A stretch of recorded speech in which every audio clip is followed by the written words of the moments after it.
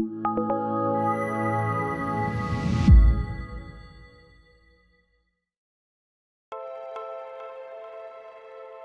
the Ethereum Classic Summit, this is the second time it's been done. The first time was in Hong Kong, and it was a lovely, very intimate setting.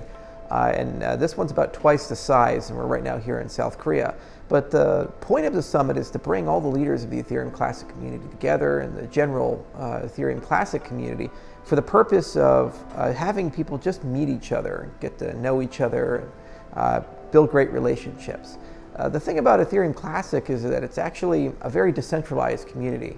Like Bitcoin, it actually doesn't have a leader. There's no one entity you can point to and say, oh, well, they're in charge or they run the roadmap. Rather, it's a truly decentralized ecosystem. But it's a very small cryptocurrency. So unlike Bitcoin, which is like this 800-foot-long cruise ship that's extremely time-consuming and expensive to change course, Ethereum is still small enough where people can actually innovate. So it's a really exciting ecosystem because you can do the dual experience of being able to figure out how to go about a new roadmap, a new path, but at the same time be able to go about that path without a huge coordination cost. So in many ways it feels like the early days of Bitcoin, back 2010, 2011, and that's really fun to play around in.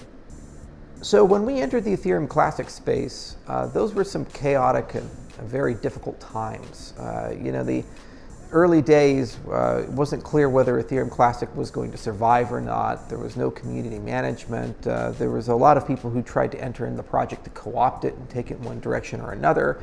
Some people tried to create a counter foundation. It was a really strange event. So one of the things that we contributed with this was a goal of trying to bring some stability and calm. So we set up Let's Talk ETC, we got dedicated community management. But the other thing that IOHK wanted to do was to prove that ETC was not just a copy and paste coin. It wasn't just a fork of another cryptocurrency. We felt that as an ecosystem, we had to prove that we could actually write our own code. So we put money into building a 100% new code client, the Mantis client, and that client is written from the ground up in Scala. So we started with a completely new team. We started with the yellow paper, the documentation, and we systematically built up that client over about a 1.5 year period. So last year we were able to demo an earlier version of the client, and now Mantis has actually reached a great degree of maturity. And it's capable of not only being interoperable with the Ethereum Classic ecosystem, but also soon the Ethereum chain. So the purpose of our time here is to demo the progress we've made with Mantis, the lessons we've learned with Mantis, to have some discussions with the community about improvement proposals that we might want to adopt, as well as to talk about some new foundational technology that we're really excited about. For example, NIPA-POWs, non-interactive proofs of proof of work from Dionysios Zindros, and then other potential collaborations like the relationship with Horizon and ETC and so forth. So very productive conference. I kind of like them at this size because you could actually have a meaningful conversation with people.